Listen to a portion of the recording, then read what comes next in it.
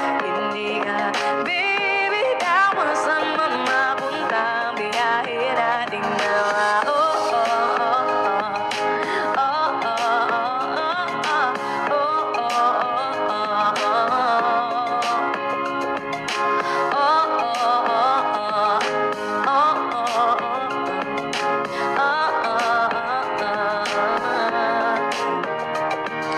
Hawakan mo ang kamay, ako ang iyong baluti.